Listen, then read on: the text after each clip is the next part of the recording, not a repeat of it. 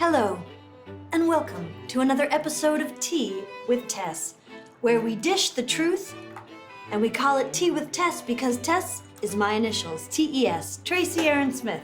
And here we are with Ocean Giovanni, also known as J-Day during the daytime. Welcome, Ocean. Hey, thank you. Oh, are we choosing? You don't have to drink it if you don't want, but I we can do try. clink it. Oh. Isn't it nice? Peppermint? It's peppermint. Oh my god. Nothing to be afraid of. Okay, so Ocean, how has this experience been for you so far? I'm having fun. Yeah. I love it. Yeah. I feel as a drag monarch, there's a lot of like open stages for kings and there's open stages for queens. So sometimes I can't do certain gigs because they're like, sorry, like you gotta pick one.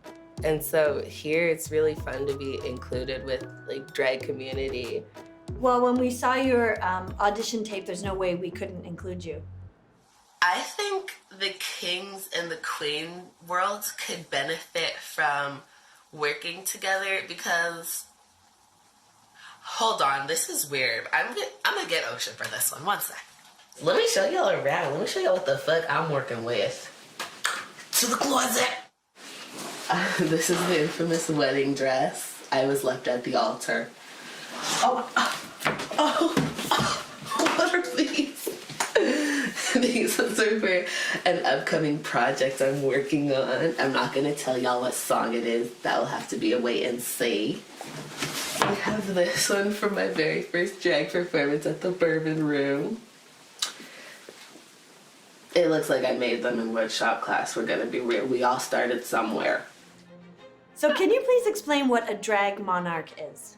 Yeah, well, a drag monarch is different for all the monarchs out there, but to me, a monarch is someone that doesn't really have to play by the rules that are made up by like different drag communities. And as long as you're turning the show and people are looking and people are tipping, then you're killing it. Mm-hmm.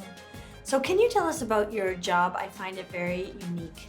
Yes, so I clean a homeless shelter. Some like experiences I've had in meeting people is really, really cool. Mm-hmm. Like there are people that aren't listened to that live there that if you listen, like there's some shit that you can learn.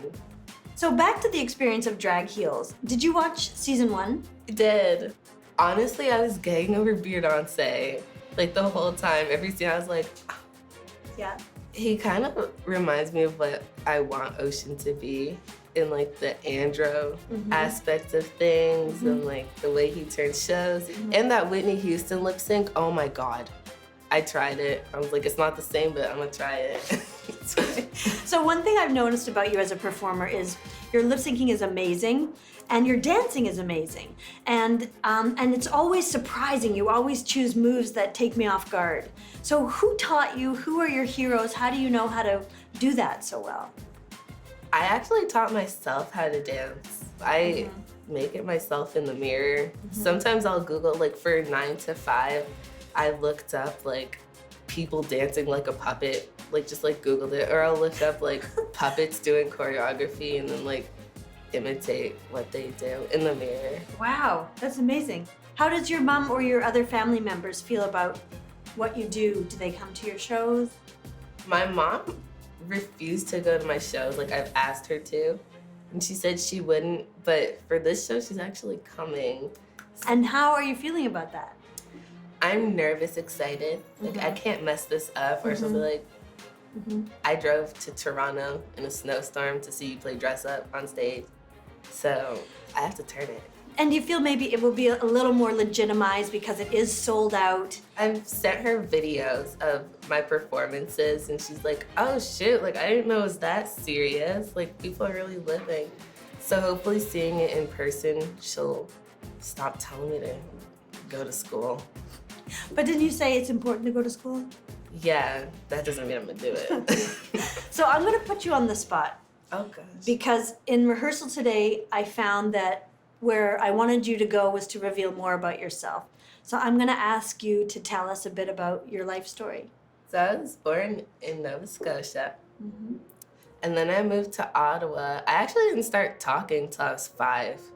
Like, it's not that I wasn't, like, developing. I just really didn't have nothing to say until I started school here and people really started trying me. So I was like, okay, like, damn, I'll open my mouth.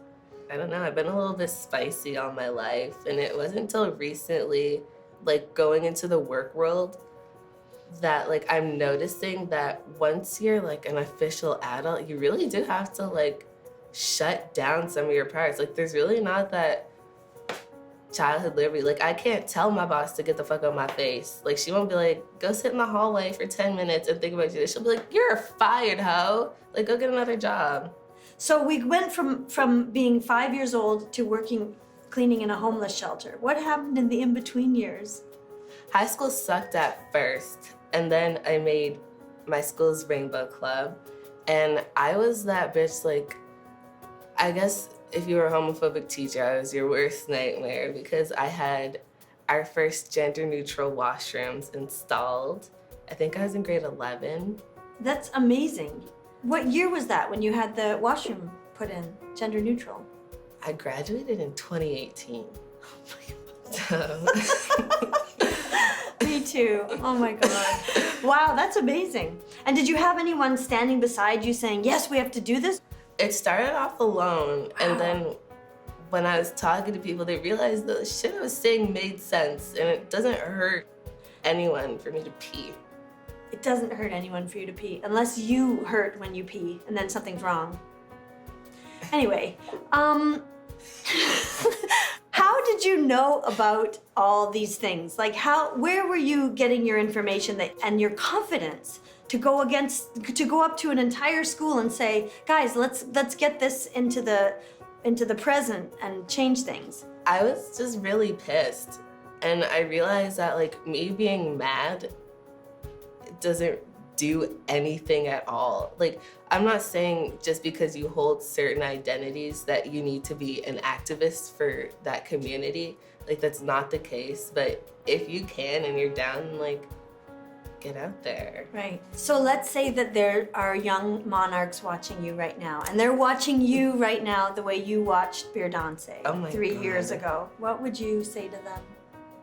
Get your ass on stage. Mm-hmm. Do songs that you want to do.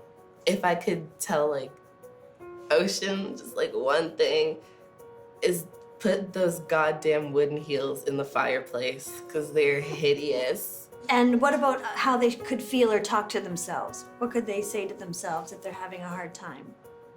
Everything you feel is valid and it's real, and there's nothing wrong with you. Like, the world is fucked. Like, it has a lot of work to do, mm-hmm. and you're perfect. Mm-hmm. So, like, keep being perfect. Mm-hmm. Amazing. Thank you so much. Thank you. This was Tea with Tess with the beautiful Ocean Giovanni. You're very inspiring. Thank you. Truly, like, you should be the leader of something very important. Oh my God. Don't you feel that? I want to. You should. You are. You're leading the way as a role model. I think you're hilarious as hell and very wise. It's a great combo. Ooh. I'm gonna start something. Not a cult. Not a cult. Like a group. Yeah.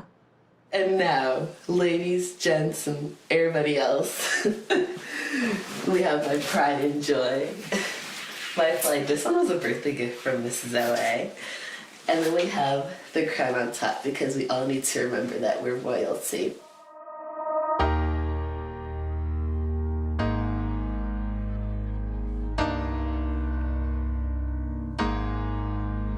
They say there's no doing it on your own. Got you thinking you're all alone. Hold up, step back, breathe in.